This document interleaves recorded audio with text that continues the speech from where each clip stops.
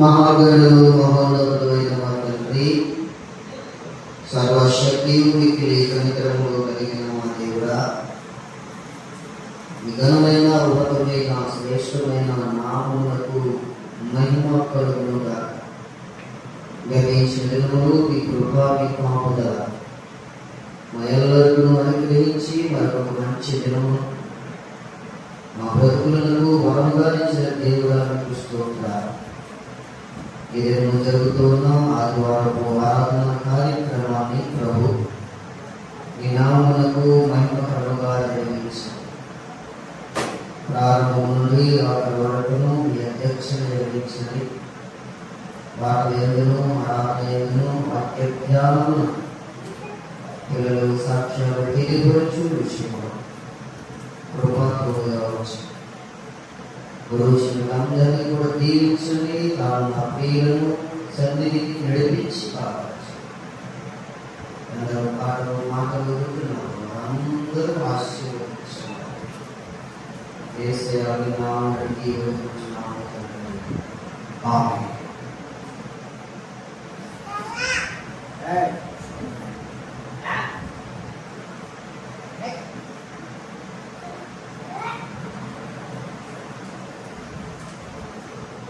పాటలు పాడుతున్నాం ప్రియులారా.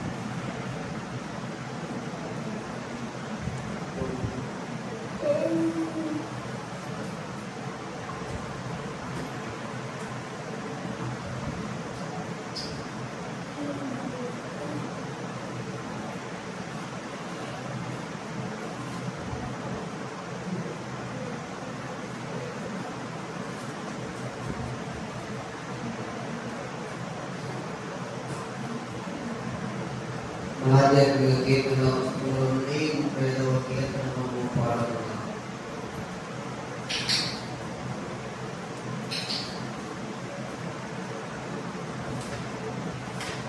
స్తోత్రం చెల్లించుము,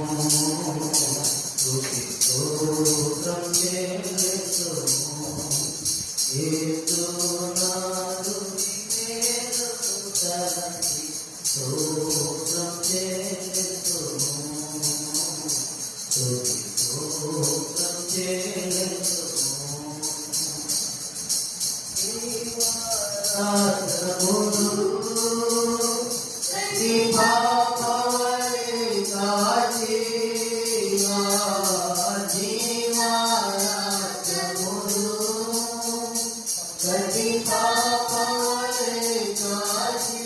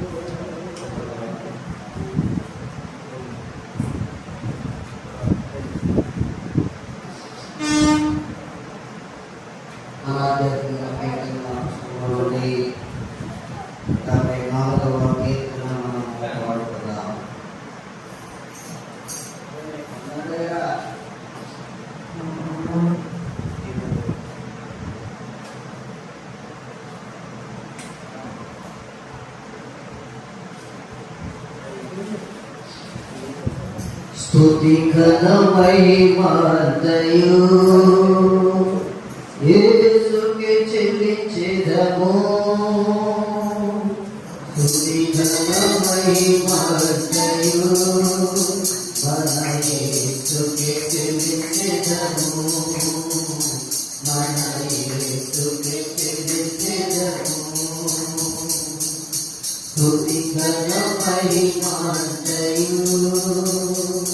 యేసుకే చెల్లించెదము. స్తుతి ఘన మహిమయు మన యేసుకే చెల్లించెదము. మన యేసుకే చెల్లించెదము.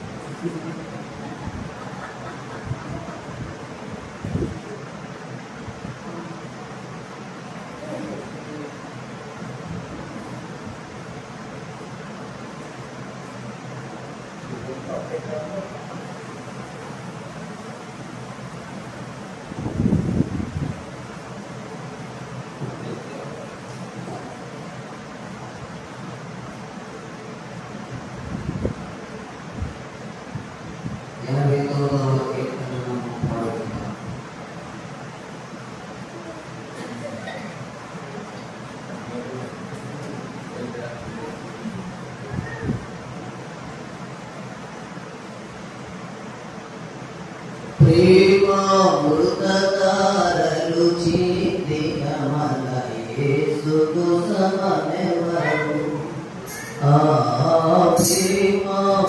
ప్రేమామృతధారలు చిందిన మన యేసుకు సమమెవరు? ప్రేమయుగానై నిలచి ప్రేమవాతులని పలికి ప్రేమయుగానై నిలచి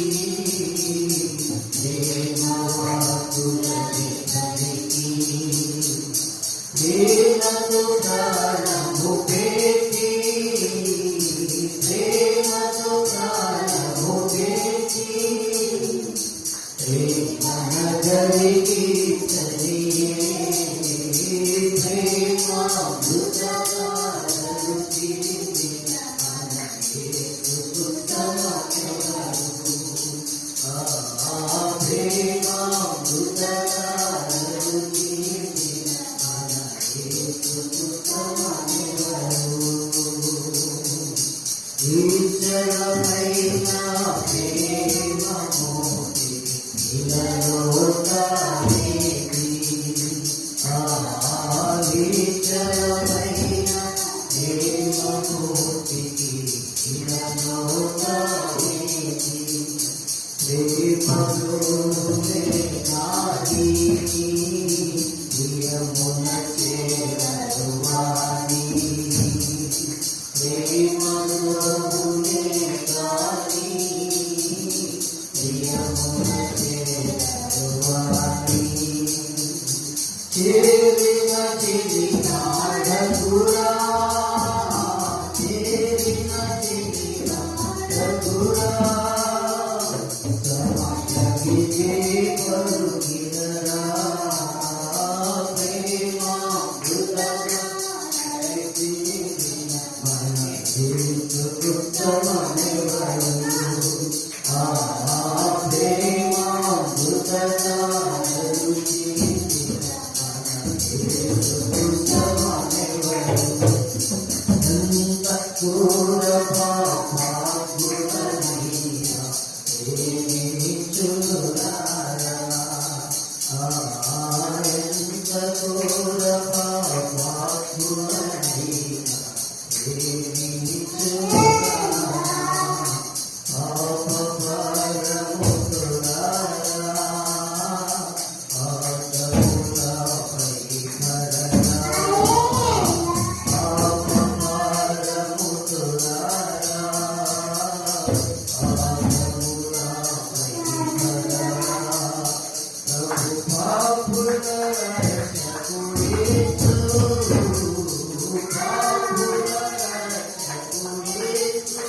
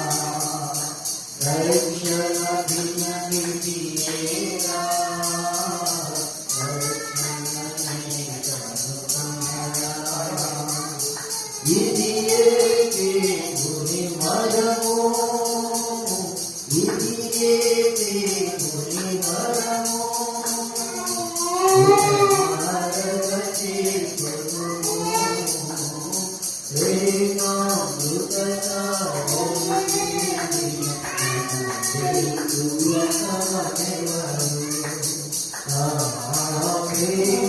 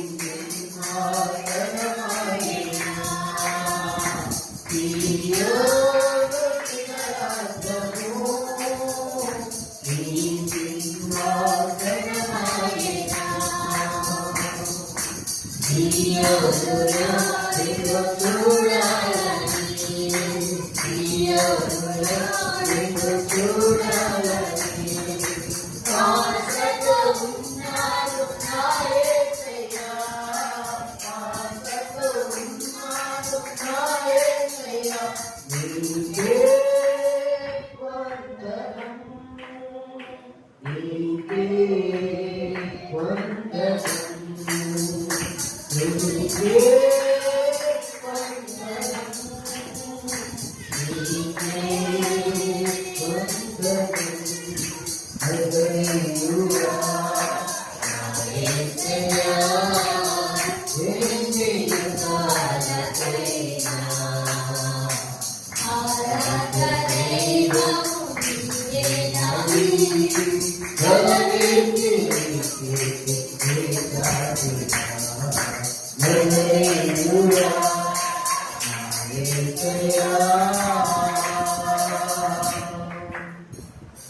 Hallelujah. Hallelujah.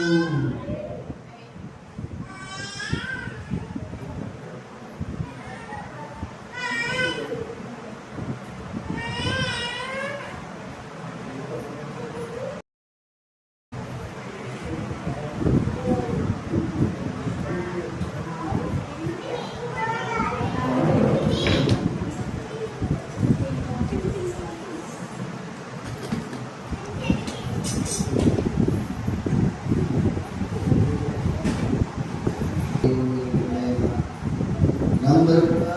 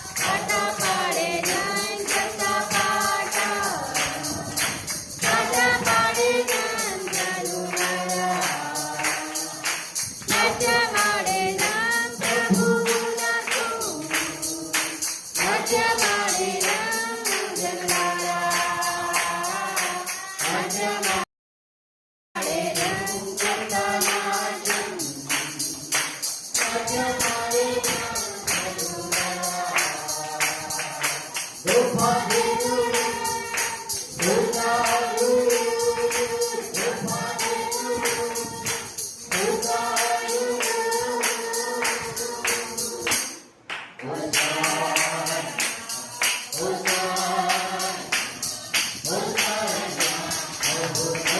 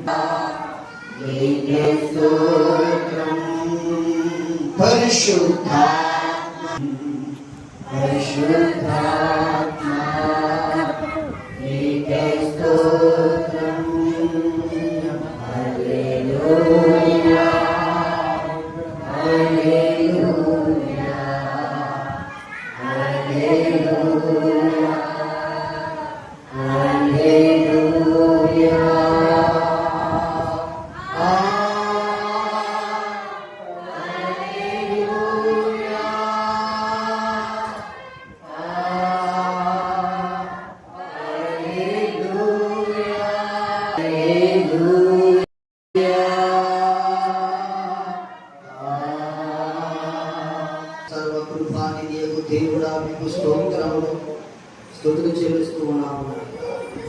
ఎంతవరకు పాటలు ఆరాధనే దైవగిరి సహాయం ఎల్లరికీ మనకి వారికి వరకు ప్రార్థన చేస్తున్నాము. మా కొరకే శ్రేష్టమైన మీరు మాకు అనుగ్రహించండి. మేము ఆటలు దీవించండి. వారికి నాశం తీర్చండి, అక్కలు తీర్చండి. ప్రతి విధములైన సూర్యుల కీడును తొలగించండి. శాంతిని సమాధానంలో నమ్మకంలో ఫలపరచండి. దాసులు విజయ ప్రార్థన మీరు ఆలోచించండి. హృదయ వాంఛను మీరు తీర్చండి. కీర్తన గ్రంథం 3వ అధ్యాయము 1వ వచనం నుండి 8వ వచనం పరిశుద్ధ బైబిల్ గ్రంథం నుండి 3వ సంఖ్య అందరం కలిసి చదువుతాం.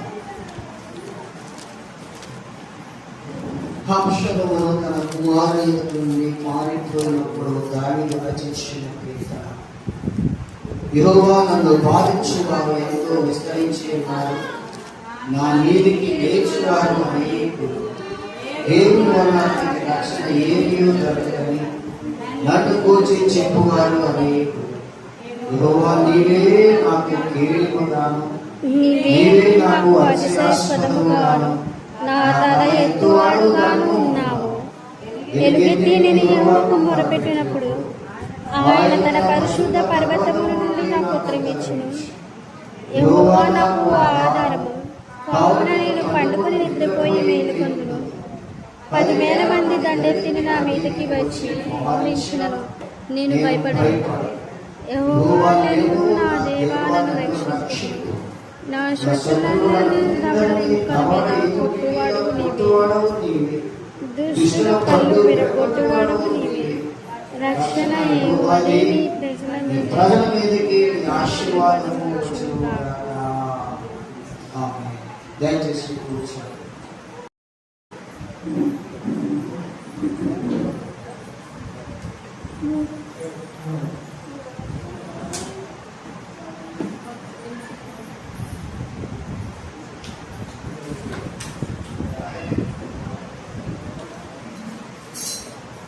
కందులు కలిగించే పెట్టండి.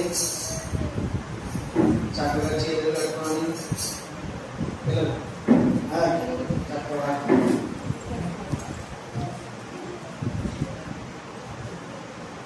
దేవునికి స్తోత్రం కలుగుగాక. మిగిలిన ప్రియులారా, ప్రభువైన క్రీస్తు నామములో ప్రియులైన మీకు నా వందనాలు తెలియజేస్తున్నాను. దేవుడు అందరినీ కూడా నిండుగా దీవించును గాక. అందరికీ సలోం, మీకు సమాధానము కలుగును గాక. ప్రియులారా, మరి దేవుని వాక్యాన్ని మనము వింటూ ఉన్నాము. దేవుని పిల్లలైన మీరు శ్రద్ధగా దేవుని మాటలు వినాలని నేను మీకు మనం చేస్తూ ఉన్నాను. ఎవరు ఈ అబ్షాలోం? అబ్షాలోము ఎవరు అంటే దావీదు కొడుకు. దావీదు కుమారుడే దావీదును చంపాలని ప్రయత్నం చేస్తూ ఉన్నాడు, తరుముతూ ఉన్నాడు, భయపడి పారిపోతూ ఉన్నాడు. కొండ గుహల్లో దావీదు దాక్కోవాలని ప్రయత్నాలు చేస్తూ ఉన్నాడు, దాక్కున్నాడు. వీళ్ళగా మనం ఆలోచన చేయవలసింది ఏంటంటే, ఆ సందర్భంలో దావీదు రచించినటువంటి కీర్తన ఈ కీర్తన. వీళ్ళగా మీరు ఆలోచన చేశారా? నెమ్మదుందా ఈ దినము అంటే నెమ్మది లేదు, శాంతుందా ఈ దినము అంటే శాంతి లేదు, సమాధానం ఉందా ఈ రోజు అంటే సమాధానం లేదు. దేవుని వాక్యం కూడా మనం చూస్తూ ఉన్నాం. ఎవరు ఈచువారు వారికే శత్రువులు అని ప్రవక్త మీకా జ్ఞాపకం చేస్తూ ఉన్నాడు. పిల్లల దేవుని వాక్యాన్ని మనం ఆలోచించాము. పరిశుద్ధ బైబిల్ గ్రంథంలో మనుషులలో శత్రువులైనటువంటి వారు రాస్తున్నాడు, దేవుని వల్ల కలిగే రక్షణ ఏమీ దొరకదని నన్ను గురించి చెప్పువారు అనేకులు. యెహోవా నీవే నాకు కేడముగా, నీవే నాకు అతిశయాస్పదముగా, నా తల ఎత్తువాడవుగాను నావు అని చెప్పి మాట్లాడుతూ ఉన్నాడు. ప్రభుత్వ దేవుని పిల్లల 2వ వచనంలో ఏమని రాయబడింది? దేవుని వలన అతనికి రక్షణ ఏమీ కూడా లేదు. లోకంలో అంటున్నారు అలాగని. ఏడి నీ దేవుడు, ఎక్కడ నీ దేవుడు? దేవుడు గొప్పవాడైతే ఈ శ్రమలేంటి, ఈ శోధనలేంటి, ఇరుకులేంటి, ఇబ్బందులేంటి, ఈ బాధలేంటి కదా? ఉన్నారా ఇలా అనేవాళ్ళు? ప్రభుత్వ దేవుని పిల్లరా, మహాభక్తుడే, గొప్ప రాజే, ప్రభుత్వ దేవుని పిల్లలు అవమానపరుస్తూ ఉన్నారు, ఏళన చేస్తూ ఉంటూ ఉన్నారు. అతని వల్ల అతనికి రక్షణేది, అతని దేవుడేది, ఎవరు అతన్ని రక్షిస్తారు? దేవుని వల్ల అతనికి రక్షణ ఏమీ లేదు అని. అయితే దావీదు విసిగిపోవడం లేదు, నిరుత్సాహపడడం లేదు, ప్రియ దేవుని పిల్లరా బలహీనమైపోవడం లేదు. మీరు గమనించండి, దావీదు అలాంటి పరిస్థితుల్లో ధైర్యాన్ని కోల్పోవడం లేదు. కానీ నీవేనా కేడేమో అని అంటున్నాడు. దేవునికి స్తోత్రం చెప్పండి. నువ్వేనా దేవుడు అని అంటున్నాడు. దేవునికి స్తోత్రం చెప్పండి. నా తల ఎత్తువాడకు నువ్వే అని చెప్పి దావీదు చాలా చక్కగా మాట్లాడుతూ ఉన్నాడు. అందరూ చెప్పండి హల్లెలూయా. దేవునికి స్తోత్రం కలుగుగాక. సేవకు సహకరించిన వాళ్ళే, మందిరాలు కట్టిన వాళ్ళే, ప్రభువులో చేయి వేసిన వాళ్ళే, యేసు ప్రభు మా దేవుడు అని నమ్మిన వాళ్ళే ఇదేనా ప్రియ దేవుడు పెట్టారా వెనుకకు తిరిగిపోయినటువంటి పరిస్థితులు లోకంలో మనకు కనబడుతూ ఉన్నాయి. దేవునికి స్తోత్రం కలుగుగాక. నాకు అన్ని తెలుసండి, నేను మందిరాలు కట్టానండి, నాకు అన్ని తెలుసండి, నేను బాప్తిసం పొందానండి, నాకు అన్ని తెలుసు, దేవుడి గురించి బాగా తెలుసండి. దేవుడి పిల్లగా అలాంటి వాడు తిరిగి మన లోకంలో కలుసుకుని అంటున్నారు. దయచేసి ఆలోచించేది. సేవల ముందున్నా, వేదకు ముందున్నా, బాధకరమైన పరిస్థితులు, బాధించే పరిస్థితులు కనబడుతూ ఉన్నప్పటికీ కూడా దాని అంటున్నాడు, దేవుడు ఎదుగు నా శత్రువులను అపహాస్యం చేస్తాడు, నా శత్రువు నన్ను హేళన చేస్తున్నారు, నా శత్రువు నన్ను అవమానపరుస్తూ ఉన్నారు, వారి దేవుడేడి అని అడుగుతూ ఉన్నారు. దేవుని వల్ల అతనికి రక్షణ ఏమి దొరకదు అని చెప్పేసి నన్ను కూర్చి వారు చెప్పుకుంటున్నారు. కానీ నీవే నా కేడముగాను, నా తల ఎత్తువాడముగాను, నాకు అత్యాస్పదముగాను ఉన్నావు అని అంటున్నాడు. దేవునికి స్తోత్రం చెప్పండి. అంత చెప్పండి హల్లెలూయా, అంత చెప్పండి హల్లెలూయా. దేవుడిప్పుడు తోడుగాక దేశము వర్ధిల్లును, దేవుడిప్పుడు తోడుగా దేశము వర్ధిల్లును. అతమునందు విపుల ప్రజలు ధన్యులై నివసింతురు. అభయ అభయ అభయ గేతు ధనతమ నందమ నందమౌగా దేవుడేగా ఆశ్రయం దివ్యమైన సూత్రము. దేవుడికి స్తోత్రం చెప్పండి. దేవుడి ఆశ్రయము దివ్యమైన మహాజ్ఞానుడు ఆపదల సహాయకుడు ఆయనని దేవుని వాక్యంలో వ్రాయబడి ఉంది. కనుక దేవుడి పిల్లలారా ఆలోచించేది. దేవుడే వాక్యంలో ఏమి వ్రాయబడి ఉంది? 3వ వచనం చదవండి. నీవే నాకు కేడుముగాను, నీవే నాకు అక్షయాస్పదముగాను, నా తల ఎత్తువాడవుగాను ఉన్నావు. 4వ వచనం చదవండి. ఎలుగెత్తి నేను యెహోవాకు మొరపెట్టున్నప్పుడు ఆయన తన పరిశుద్ధ పర్వతము నుండి నాకు ఉత్తరమిచ్చాడు. యెహోవా నాకు ఆధారము, నేను పడుకుని నిద్రపోయి మేలు పొందును. దేవుడికి స్తోత్రం చెప్పండి. నీవే నాకు ఆధారము, కావున నేను పడుకొని నిద్రపోదును. మరి చాలా మంది పడుకొని నిద్రపోతున్నారు. మరి లోకంలో చూడండి, కొంతమంది లేవడం లేదు, కొంతమంది నిద్రలోనే పోతున్నారు. చూసారా? దేవుడికి స్తోత్రం. అలా చాలా మంది లోకంలో కనబడుతూ ఉన్నారు, నిద్రలోనే చనిపోయినట్టు. కనుక నేను పడుకున్నాను, తిరిగి లేస్తాను. అది ఎందుకంటే నీవు నాకు కేడముగా ఉన్నావు, నీవు నాకు కాపుగా ఉన్నావు, నీవు నన్ను జ్ఞాపకం చేసుకున్నవాడుగా ఉన్నావు, నీవే నాకు దేవుడుమై ఉన్నావు. అందరూ చెప్పండి హల్లెలూయా. చూడండి, దేవునికి వాక్యాలన్నింటినీ కూడా మనం ఆలోచిస్తే దేవుడు ఒకడు మాత్రమే మన అందరినీ కూడా కాపాడే దేవుడు అని వాక్యం సెలవిస్తూ ఉందండి. దేవుడికి స్తోత్రం కలుగునుగాక. 4వ వచనం మనం చాలా ప్రాముఖ్యం. ఎలుగెత్తి నేను యెహోవాకు మొరపెట్టాను, ఆయన తన పరిశుద్ధ పర్వతము నుండి నాకు ఉత్తరమిచ్చాడు. యెహోవా నాకు ఆధారం, కావున నేను పడుకొని నిద్రపోయి మేలు పొందును.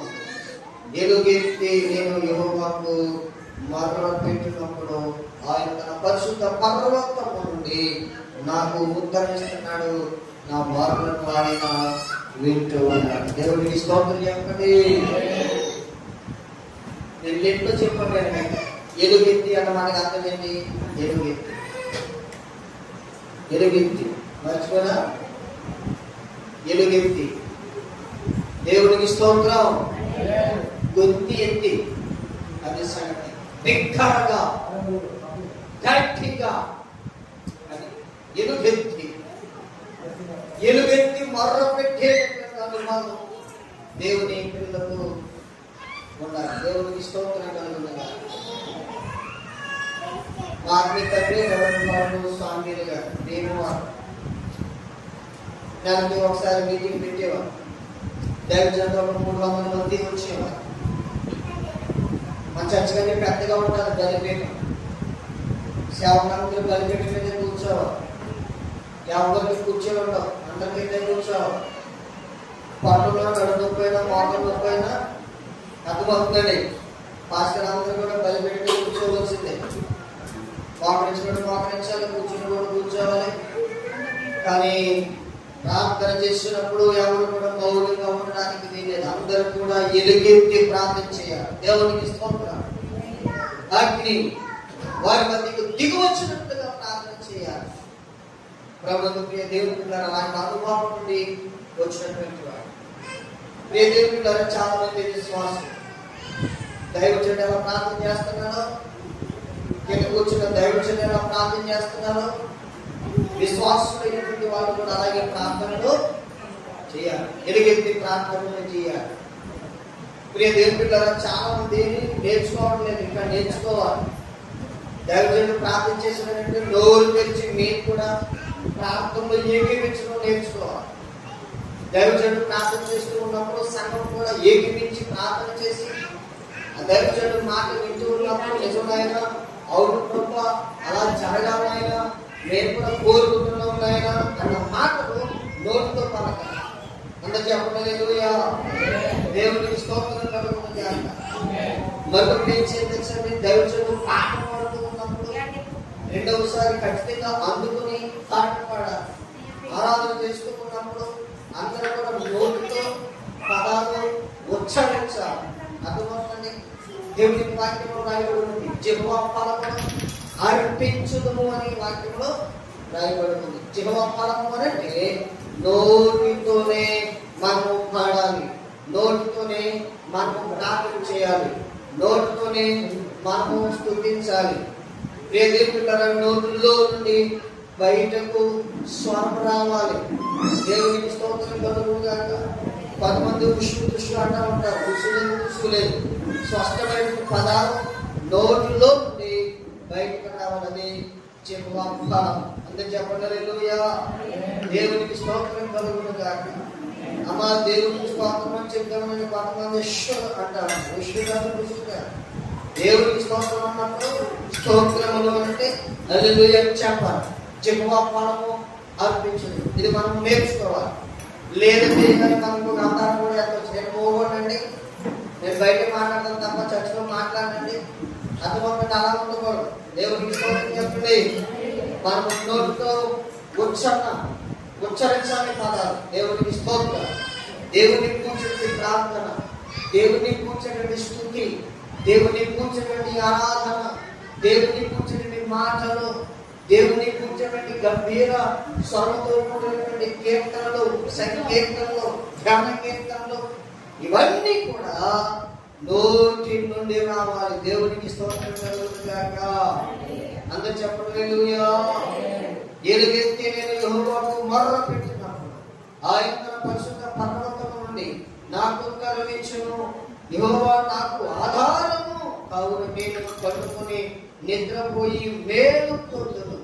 10,000 మంది దండెత్తి నా మీదకు వచ్చి మోహరించినను నేను భయపడను. దేవునికి స్తోత్రం చెప్పండి. అందరూ చెప్పండి హల్లెలూయా. ప్రభువునందు ప్రియ దేవుని పిల్లారా, వినండి చాలా జాగ్రత్తగా. మనము ఎప్పుడు కూడా దేనికి భయపడకూడదు. ఇది మనం గుర్తించుకోవాలి. శ్రమకు భయపడకూడదు, శత్రువుకు భయపడకూడదు, గురువు శబ్దానికి భయపడకూడదు, భగవానికి భయపడకూడదు, మరణానికి భయపడకూడదు, దేనికి భయపడకూడదు. 10,000 మంది దండెత్తి వచ్చినా నేను భయపడను అని చెప్పండి. 10,000 మంది దండెత్తి నా మీదకి వచ్చి మోహరించినను నేను భయపడను. దేవునికి స్తోత్రం కలుగును గాక. అందరూ చెప్పండి హల్లెలూయా. అది రోగమా భయపడకండి, వ్యాధ భయపడకండి. దేవునికి స్తోత్రం. అందరూ చెప్పండి హల్లెలూయా. చెప్పండి హల్లెలూయా. వినాలి చాలా జాగ్రత్తగా. ఎందుకు మనము భయపడకూడదు? ఎందుకు మనము భయపడకూడదు? ఎప్పుడు మనలోనికి భయం వచ్చిందో నిరీక్షణను మనం కోల్పోతాం, విశ్వాసాన్ని మనం కోల్పోతాం, ఆత్మస్థైర్యాన్ని మనం కోల్పోతాం. ప్రస్తుత బైబిల్ గ్రంథంలో బాధలు అన్న దాని గురించి మనం చెప్పుకున్నాం. బాధలు, రెండవదిగా అధిక బాధలు, మూడవదిగా కఠిన బాధలు. దేవునికి స్తోత్రం చెప్పండి. బాధలు, అధిక బాధలు, కఠిన బాధలు. కానీ భయపడకూడదు. 23వ సంకీర్తన చదవండి మొదటి నుండి. 23వ సంకీర్తన మొదటి నుంచి చదవండి. యెహోవా నా కాపరి, నాకు లేమి కలగదు. పచ్చికల చోట్ల ఆయనను కరుణ చేయుచున్నాడు. శాంతికరమైన జలముల యొద్ద నన్ను నడిపించుచున్నాడు. నా ప్రాణములకు ఆయన సేద తీర్చుచూ ఉన్నాడు. నామమును బట్టి నీతి మార్గమును నన్ను నడిపించుచున్నాడు. గాఢకాలపు లోయలో నేను సంచరించిన ఏ అపాయమునకును భయపడను. నీవు నాకు తోడైందువు, నీ కుడి కర్రయు నీ దండము నన్ను ఆదరించుకున్నాడు. గాఢకాలపు లోయలో నేను సంచరించినను ఏ అపాయమునకును భయపడను. నీవు నాకు తోడైందువు, నీ కుడి కర్రయు నీ దండము నన్ను ఆదరించును. గాఢకాలపు లోయలో నేను సంచరించిన భయపడను. ఎందుకంటే నీ తుది ధరయు నీ దండము నన్ను ఆదరించుమని వాక్యంలో ప్రస్తుత బైబిల్ గ్రంథంలో కీర్తనకారుడు చాలా పర్యాయములు నేను భయపడను అని చెప్పాడు. దేవునికి స్తోత్రం చెప్పండి. చదువు దేవునికి వాక్యాలు 27వ సంకీర్తన మొట్టమొదటి వచ్చిన మాట్లాడుతూ ఉంటాడు. యెహోవా నాకు వెలుగును రక్షణయుడై ఉన్నాడు, నేను ఎవరికి భయపడుదును అని. దేవుడే నాకు వెలుగు, దేవుడే నాకు రక్షణ, దేవుడే నాకు బలము అని అంటున్నాడు కదా. అందుకని ఇక్కడ అంటున్నాడు, నేను ఎవరికి భయపడుదును, నేను ఎవరికి వెళుతును అని అంటున్నాడు. దేవునికి స్తోత్రం చెప్పండి. తర్వాత మనం ఆలోచన చేస్తూ ఉన్నాం, యెహోవా నా ప్రాణదుర్గము, ఎవరికి వెళుతును అని అంటున్నాడు కదా. అంతేనా?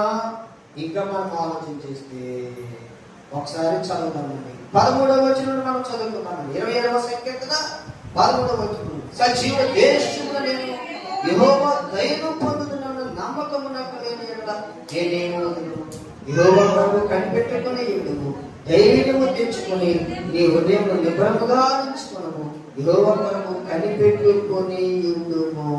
దేవునికి స్తోత్రం చెప్పండి. అందరూ చెప్పండి హల్లెలూయా. యెహోవా కొరకు కనిపెట్టుకొని ఉండుము, ధైర్యము తెచ్చుకొని నీ హృదయమును నిర్భరముగా ఉంచుకొనుము. దేవునికి స్తోత్రం. అందుకే దేవుని పిల్లలైనటువంటి మనకు ఎప్పుడు కూడా ధైర్యం ఉండాలి. దేవునికి స్తోత్రం చెప్పండి. అందరూ చెప్పండి హల్లెలూయా. అందరూ చెప్పండి హల్లెలూయా. మీకు ఒక విషయం జ్ఞాపకం చేస్తున్నా, చాలా జాగ్రత్తగా బైబిల్ గ్రంథంలో కానివ్వండి, చాలా పర్యాయములు ఇతర గ్రంథాల్లో కానివ్వండి, లేదు అంటే కనుక అనేక మంది యొక్క నోట్లో కానివ్వండి ఒక మాట వినబడుతూ ఉన్నది. ఏంటి అది అంటే పరిష్కారం. ఏం చెప్పండి? చెప్పరాని మాట ఏం చెప్పండి? పరిష్కారం.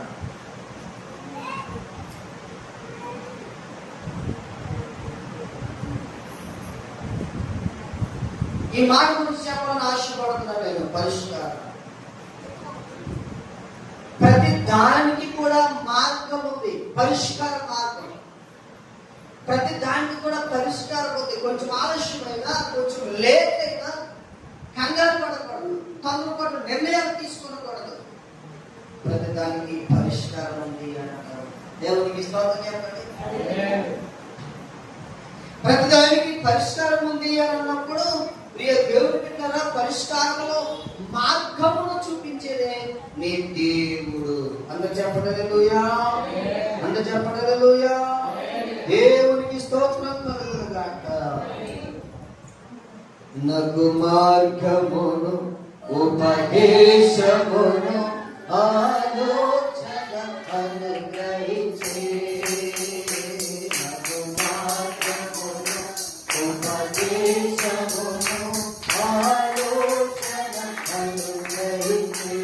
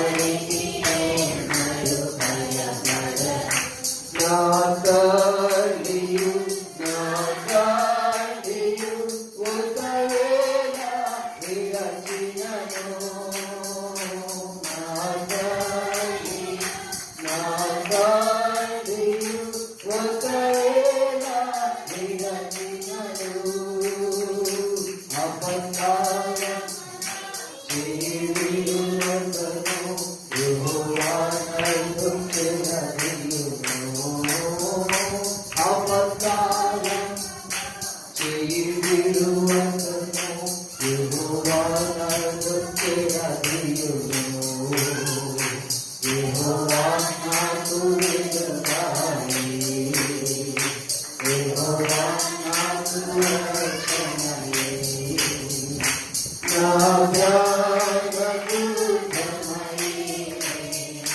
నేను ఎవరికి ఎన్నడూ భయపడను. నేను ఎవరికి ఎన్నడూ భయపడను. దేవునికి స్తోత్రం. కనుక మనము భయపడతాము. పరిష్కారం మార్గము నీ దేవుడు. దేవునికి స్తోత్రం చెప్పండి.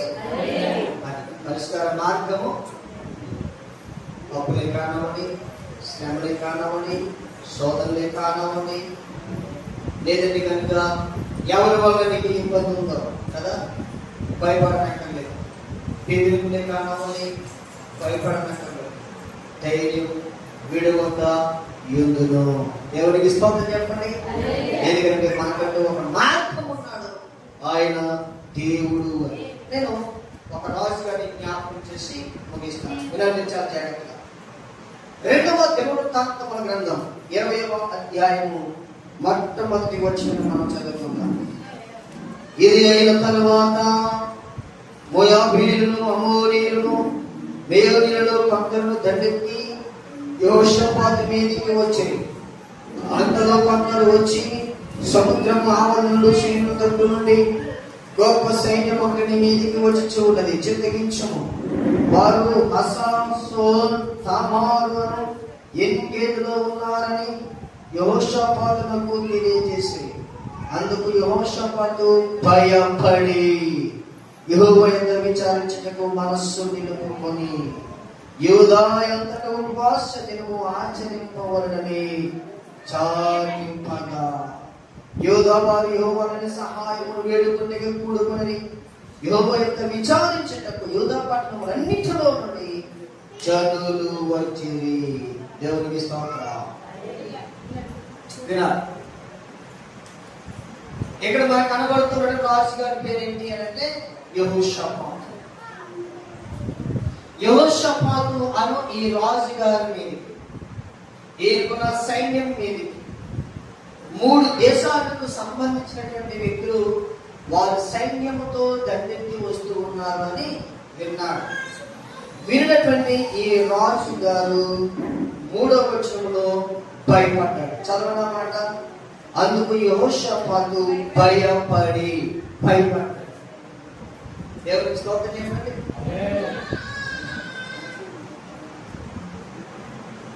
అప్పుడప్పుడు భయం వస్తుంది కదా, మనకు కూడా వస్తుందా?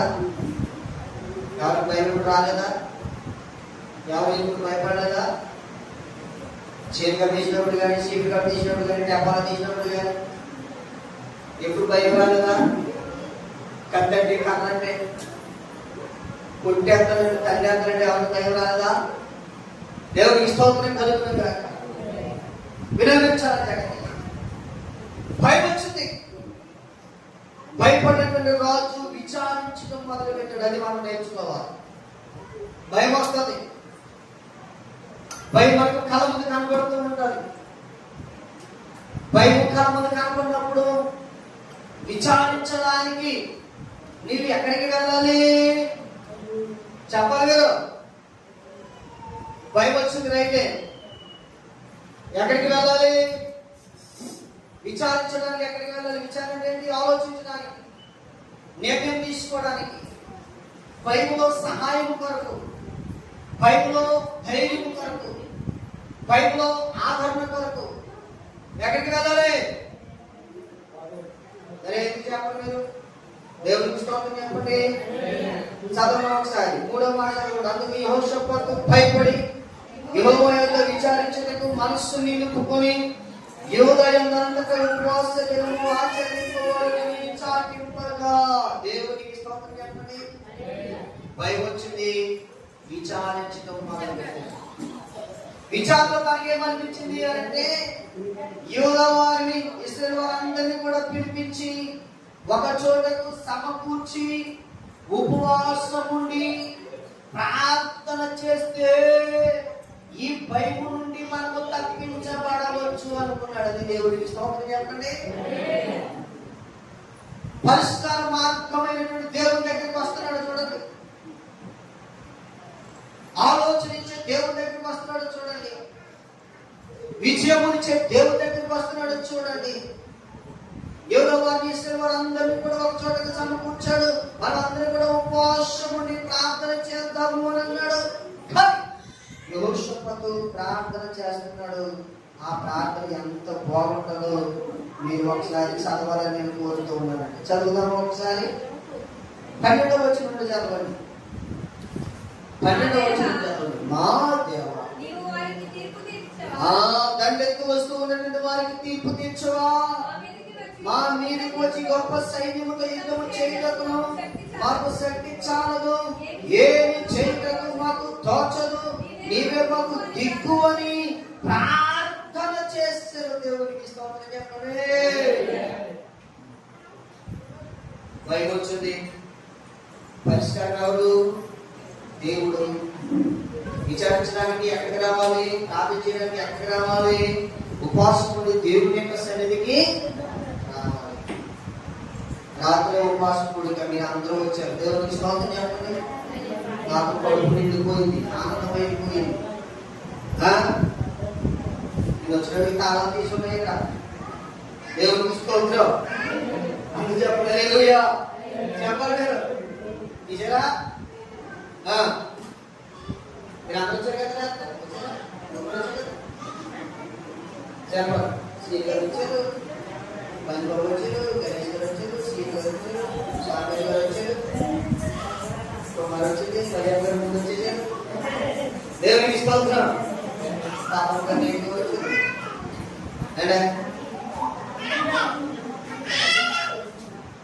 ప్రియ ఆశీర్వాదం వచ్చింది. వచ్చారా? అక్కడే కదన్నమాట మీకు ఉపాసన కంటే. పాస్టర్ గారు వస్తాడు 7:30కి. ఆయన అలవాటు హల్లెలూయా స్తోత్రం అని చెప్తాడు. ప్రార్థన చేసి మొదలెడతాడు. సగం పాట అయిపోతుంది. 8:30కి వెళ్ళమని వెళ్దాం. ఒక అరగంట కూర్చుంటే కనుక నాకు వాయిస్ అయిపోతుంది. కొలు కూర్చుంటే కనుక ముగ్గురు ప్రార్థన చేసేస్తారు. ఇంటికి గుడి మొదలు కూర్చు. ఇదే మీ ఆలోచన కదా. రాత్రి ఆలోచన కూడా దేవునికి స్తోత్రం. అంటే చెప్పండి హల్లెలూయా. పాస్టర్ గారి నుంచి మానసికంగా వచ్చారని మీరు వదిలించారనమాట కదా. మీరు ప్రార్థన రాదు. ఎంత మంచి మీరు అనిపించాలి కదా. చదవనమాట. మా దేవా, నీవు వారికి తీర్పు తీర్చవా, మా మీదికి వచ్చి గొప్ప సైన్యముతో యుద్ధము చేయటకును మాకు శక్తి చాలదు, ఏమి చేయటకును మాకు తోచదు, నీవే మాకు దిక్కు అని ప్రార్థన చేశారు. నాకు ఒక మంచి మాట ఏంటంటే దిక్కు. నీవే మాకు దిక్కు.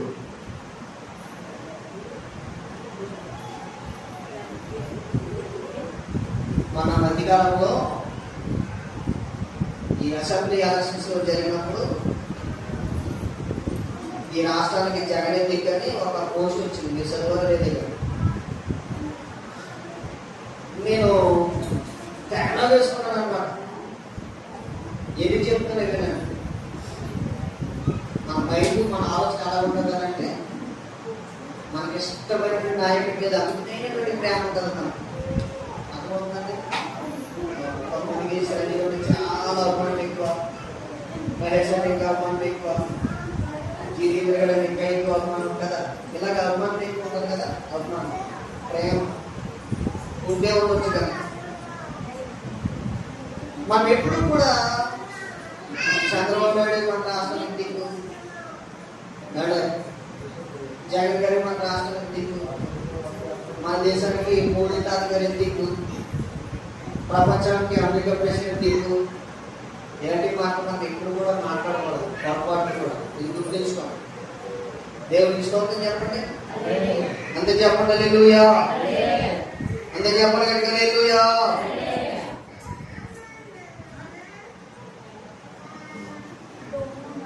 మా నాన్నగారికి దిక్కు, మా అమ్మగారికి దిక్కు. ఈ దిక్కులో ఉంటాయా చెప్పాలి?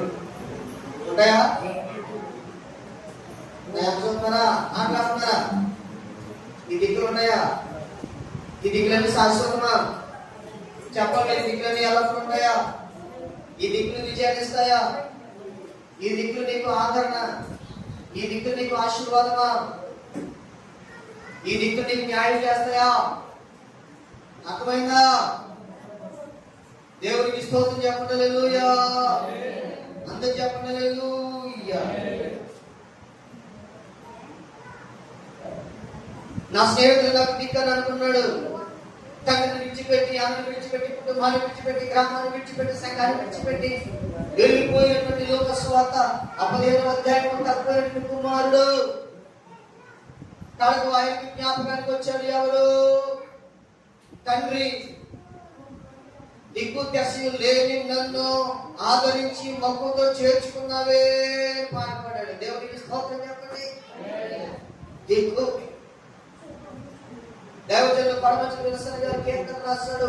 ఆయన సంగీతము బలమైన కోటైన కీర్తనలో దిక్కు లేని పిల్లలకు దేవుడు ఆయనే కీర్తన రాశాడు. దేవుడికి స్తోత్రం చెప్పండి. ఎవరో దిక్కడమా? నువ్వు నీకు అనుకుంటుందా? జ్ఞానం ఉందా? మనం ఆత్మానికి బుద్ధి రాలన్నమాట. దేవుడి దిక్కు. దేవునికి స్తోత్రం చెప్పండి. ఆంధ్రప్రదేశ్ కీర్తన పుస్తకంలో ఆయన కీర్తన రాశాడు. దిక్కు లేని వాడను ప్రభు నీ అంట చేరనయ్యా, నీ దగ్గరికి చేరనయ్యా.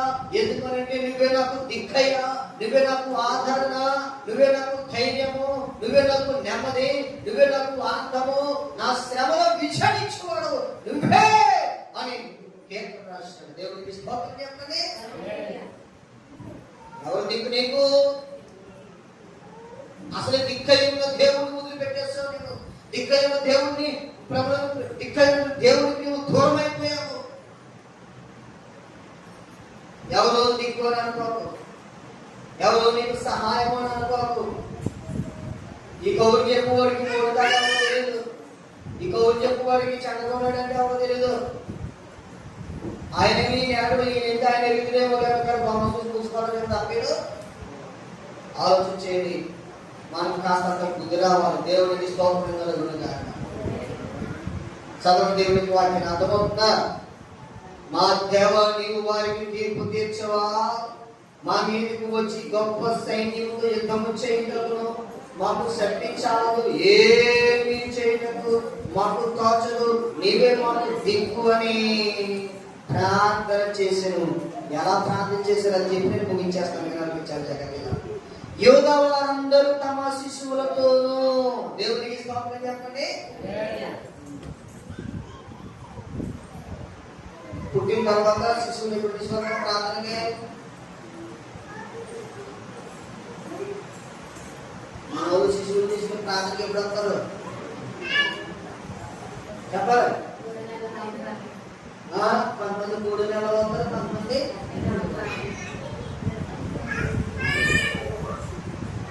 ఎప్పటిదాకా రాకూడదా?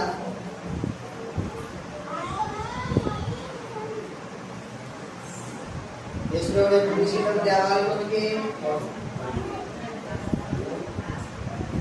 ఎప్పుడు తీసుకెళ్ళిన దేవాలయానికి లోక సువార్త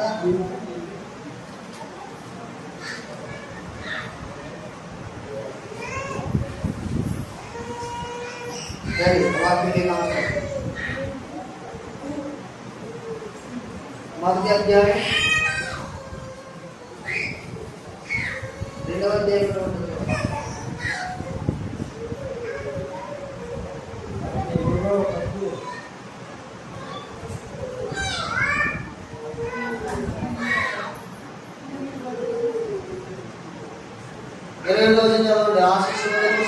చేయవలసిన 8వ దినమున 5వ దినము వచ్చినప్పుడు పడకముందు 50 పెద్దలైన యేసు అని పేరు వారు ఆయనకు పెట్టిరి. మోసే ధర్మశాస్త్రం చెప్పిన వారు తమ సుదీర్ఘ దినము చేసుకుని గడిచినప్పుడు ప్రతి మనుషుడు మన పిల్లలు ప్రభువులకు ప్రతిష్ట చేయబడవలెను అని ప్రభు ధర్మశాస్త్రంలో రాయబడినట్టు ఆయనను ప్రభువులకు ప్రతిష్ఠించుటకు ప్రభు ధర్మశాస్త్రమును చెప్పబడినట్టు గొప్ప జతనైన 2 పావుల పిల్లలను బలిగా అర్పించుటకు సమర్పించుటకు వారు ఆయన యెరూషలేమునకు తీసుకొని పోయేది. యెరూషలేమునందు సువియోనులో మనుషుడునేమో అతడు నీతిమంతులను భక్తిపరుడై ఉండి ఇశ్రాయేలు యొక్క ఆదరణ కొరకు కనిపెట్టేవాడు. పరిశుద్ధాత్మ అతని మీద ఉండెను. అతడు ప్రభువైన క్రీస్తును చూడటకు మరణం పొందడని అతనికి పరిశుద్ధాత్మ చేత బయలుపరచబడి ఉండెను. ఆత్మవశుడై అతడు దేవాలయంలోనికి వచ్చెను. అంతటా ధర్మశాస్త్ర పద్ధతి చొప్పున ఆయన విషయమే జరిగించుటకు తల్లిదండ్రులు శిష్యుడైన యేసును దేవాలయంలోకి తీసుకుని వచ్చినప్పుడు అతడు తన చేతుల్లో ఆయన ఎత్తుకుని దేవుని స్తుతిస్తూ ఉన్నాడు. దేవునికి స్తోత్రం చెప్పండి. ఎన్నో రోజులు తీసుకొచ్చారు దేవాలయంలోనికి? మీరందరూ నోటికి వచ్చి చెప్పుతుంది కాదు. ఎన్నో రోజు మీరు ఎప్పుడు ఇవ్వండి అందరూ 3 నెలల్లో 5 నెలల్లో దేవునికి స్తోత్రం కలుగుతున్నాడు. అలాగే అలా అలాగే నెలలు గడిచిపోయిన తర్వాత దౌర్భాగ్యమో కదా 8వ రోజు శిశువును తీసుకుని మందిరానికి దేవునికి స్తోత్రం చెప్పండి. అందరు చెప్పండి హల్లెలూయా. చెప్పాలి హల్లెలూయా. ఎలా వచ్చారంట? చదువు వాక్యం ఏమన్నా ఇక్కడ ఉంది?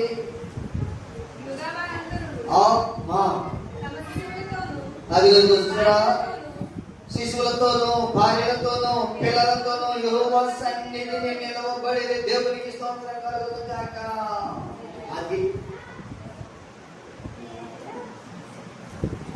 స్తుతుల మధ్యలో నివాసం చేసి దూతల పొగడే దేవుడయనే. స్తుతుల మధ్యలో నివాసం చేసి దూతల పొగడే దేవుడయనే. వీరుచుండు భక్తుల మొరటునియే, వీరుచుండు భక్తుల మొరటునియే. దిక్కులేని పిల్లలకు దేవుడయనే, దిక్కులేని పిల్లలకు దేవుడయనే. ఆయనే నా సంగీతము, బలమైన హృదయము. జీవాధిపతియు ఆయనే, జీవితకాలమున స్తుతించెదము. జీవాధిపతియు ఆయనే, జీవితకాలమున స్తుతించెదము. ఆయనే నా సంగీతము. హల్లెలూయా. శిశువులతోనూ భార్యలతోనూ పిల్లలతోనూ అందరూ కూడా ఉపవాసముడి ప్రార్థన చేయడానికి యెహోషువకు చెప్పిన ప్రకారముగా వారందరూ ఒకే స్థలానికి చేరుకున్నారు. దేవునికి స్తోత్రం చెప్పండి. అందరూ చెప్పండి హల్లెలూయా. ఎందుకు విషయం ఏమిటంటే దిక్కైన దేవుని యొక్క సన్నిధికి వారు చేరారు. దిక్కైన దేవుని సన్నిధికి వారు చేరి ఇప్పుడు వారు ప్రార్థన చేస్తున్నారు. దేవునికి స్తోత్రం చెప్పండి. అప్పుడు దేవుని యొక్క ఆత్మ యెహోషువకి దిగి వచ్చి ఏమని చెప్తూ ఉందో అది చెప్తూ మనము ముగించేస్తున్నాం. 14వ వచనం చదవండి. అప్పుడు మత్తన్యాకు పుట్టిన యాయేలు కుమారుడైన బెన్యాకు జన్మమైన జకరే కుమారుడు ఆసాపు సంతతి వాడు లేవీయులకు యెహోషువ సమాజములో ఉండెను. యెహోవా ఆత్మకు మీరు దిగిరాగా అతడు ఇలాగూ ప్రకటించెను. యూదులారా, యెరూషలేము పౌరస్తులారా, యోసేపు రాజా, మీరందరూ ఆలకించండి.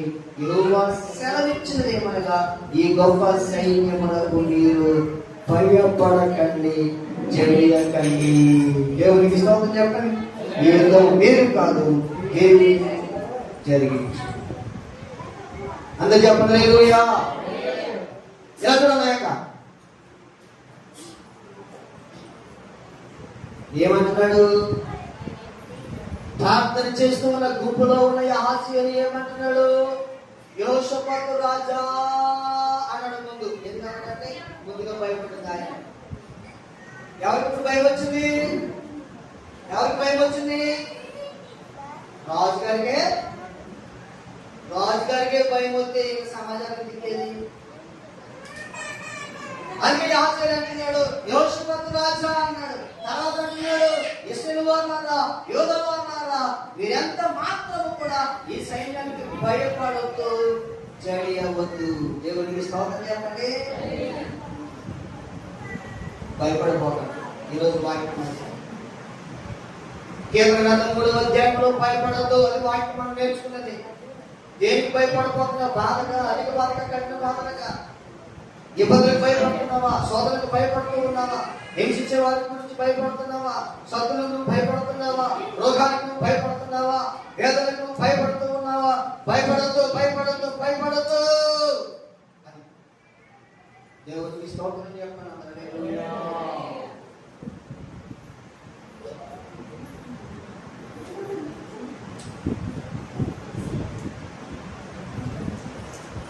యుద్ధం మీది కాదు, యుద్ధము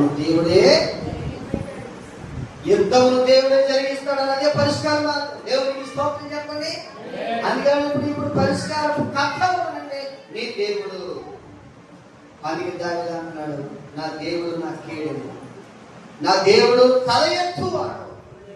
అది సొంత కొడుకుని హతమార్చడానికి కత్తిపట్టుకు తిరుగుతూ ఉంటే దావీదు భయపడకుండా దేవుని మీద భారం వేసుకొని, దేవుడా నా తల ఎత్తువాడు నీవే, నేను ఇక భయపడను అని అంటున్నాడు. చూడండి, దేవుడికి స్తోత్రం చెప్పండి. నీవు నేను దేనికి భయపడక ధైర్యంగా నిలబడి ముందుకు సాగిపోదాం. దేవుడి మాటలు మన కొరకు దీవించును గాక. అందరూ చెప్పండి హల్లెలూయా, ఆమేన్. సాక్ష్యం చెప్పండి. మీ కొరకు ప్రార్థన చేస్తాం.